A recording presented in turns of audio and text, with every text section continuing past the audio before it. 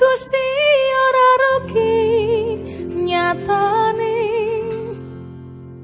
derek Gusti saya ayem atine.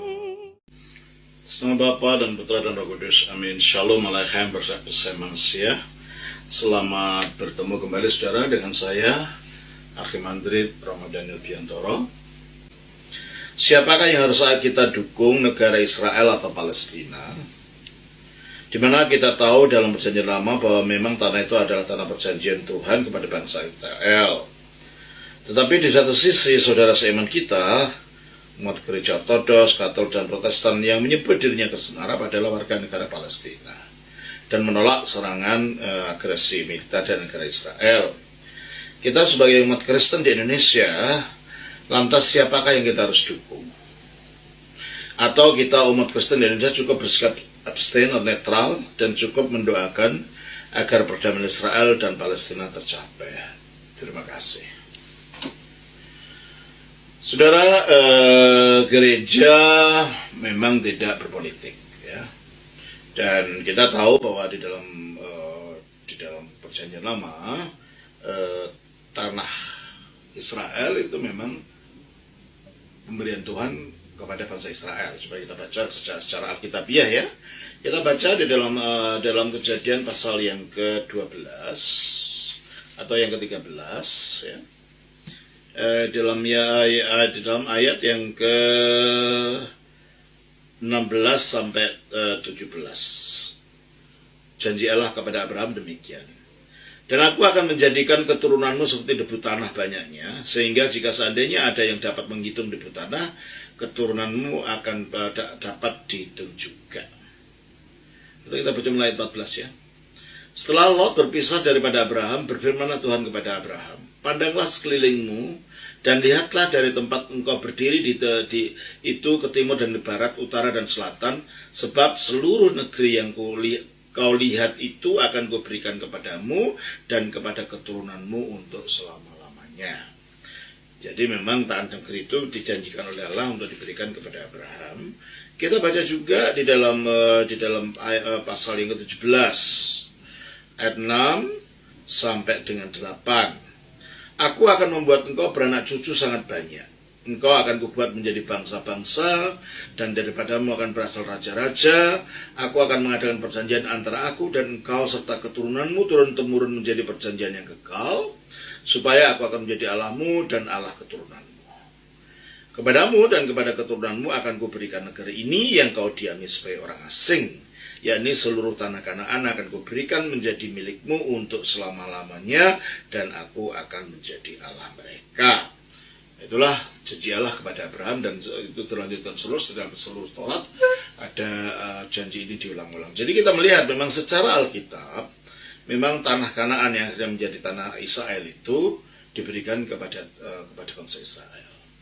Tetapi masalahnya adalah bahwa ketika tanah itu kosong dan Israel dalam pembuangan, bangsa-bangsa yang akhirnya disebut sebagai bangsa Palestina itu sudah berada di sana selama ratusan tahun. Dan bagi mereka itu adalah milik nenek moyang mereka. Maka kalau kita lihat bahwa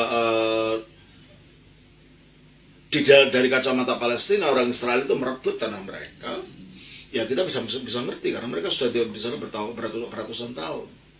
Dan kalau Israel mengetahui tanah mereka, kita juga mengerti karena itu memang dijanjikan dalam kitab suci mereka, dalam perjanjian lama, itu memang telah diberikan kepada bangsa Israel itu. Hanya masalahnya sekarang adalah seharusnya memang dari dua belah pihak, terutama yang berkuasa di sini dalam hal ini adalah Israel, juga melihat ini bukan hanya dari kacamata salah satu sisi saja.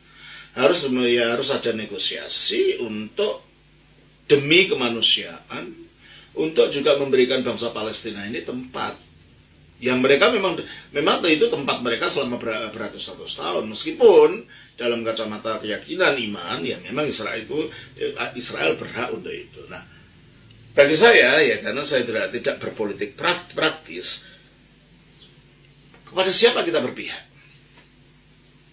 Kita berpihak pada kemanusiaan.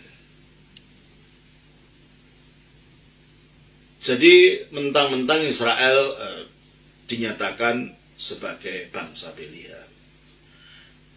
Tetapi mereka juga tidak berhak untuk bertindak sewenang-wenang terhadap bangsa-bangsa non Israel yang ada di situ. Mereka harus diberi tempat. Tapi sebaliknya demikian juga Palestina. Kalau mereka juga harus rela untuk berbagi dengan bangsa Israel di tempat itu, karena ada sebagian orang Palestina mengatakan bahwa Israel harus diusir sampai keluar dari tanah itu. Ya ini sebenarnya tidak realistis ya. Ya kita kecam kalau Israel melakukan kekejaman atau melakukan penindasan kepada bangsa Palestina. Dan juga kita juga kecam jikalau dari pihak satunya juga tidak mau memberi tempat kepada mereka. Oleh karena itu dalam hal ini harus rela berbagi, rela sharing, bukan ingin saling menghancurkan satu dengan yang lain. Jadi kita melihatnya adalah melihat secara kemanusiaan. Sebab kalau kita melihat secara dari kacamata Alkitab saja akan sulit. Ya, karena kita lihat juga seperti yang sudah katakan tadi, di sana ada umat Ortodoks yang juga orang Palestina, ada Katolik, ada Protestan juga Palestina, orang Kristen. Jadi kita tidak bisa membabi buta mendukung Israel tanpa memperhatikan teman-teman kita sesama Kristen di sana yang juga dalam anggota Palestina. Mereka bukan Muslim semua, kan ada Kristennya. Sehingga dengan demikian kita harus juga balance. Karena saya tidak percaya kepada Zionisme Kristen. Ada sebagian orang yang memang mempunyai sikap sebagai Kristen Zionisme gitu ya, sehingga mereka mendukung Israel tak peduli apapun yang terjadi. Ya, sementara kita mengakui kata-kata Alkitab bahwa memang orang Israel diberi hak oleh Tuhan di sana, tapi juga kita mengakui hak bangsa Palestina sebagai yang sudah ratusan tahun bertempat di sana, sehingga demi kemanusiaan seharusnya ada damai di antara duanya. Jadi bagi kita tidak berpihak pada satu atau yang lain, kita berpihak pada kemanusiaan. Jangan sampai yang satu bersikap sewenang-wenang kepada yang lain. Karena gereja tidak punya sikap politik dalam ini karena kita orang Kristen di Indonesia kita paling tidak juga menyuarakan concern, kepedulian kita seandainya ada penindasan dan penganiayaan yang dilakukan oleh Israel terhadap bangsa Palestina. Jadi kita demi kemanusiaan kita harus rela kecam, ya. Sebab dari kacamata kita Israel tidak seluruhnya dalam keadaan benar gitu ya. Kan dalam sekarang ini kita baca dalam Roma pasal 11 ya. Roma pasal 11 ayat yang ke-28 dikatakan begini dalam Alkitab. Mengenai Injil, mereka ya bangsa Israel adalah setru Allah. Jadi kalau begitu kita tidak bisa mengurus 100% untuk Israel saja dan tak peduli apa yang dilakukan dalam menganiaya bangsa Palestina, makanya tidak bisa. Mereka karena mereka menolak Kristus dari kacamata Allah, mereka masih dimarahi Allah. Jadi mereka bisa melakukan tindakan-tindakan yang tidak benar yang perlu kita kecam juga ya. Tidak dikatakan mengenai Injil mereka adalah seteru Allah oleh karena kamu, tetapi mengenai pilihan mereka adalah kekasih Allah karena nenek moyang. Buktinya apa kekasih Allah? Bangsa-bangsa yang sejaman dengan Israel, bangsa Kanaan, bangsa Amalek, bangsa Gergasi, itu sudah habis semua.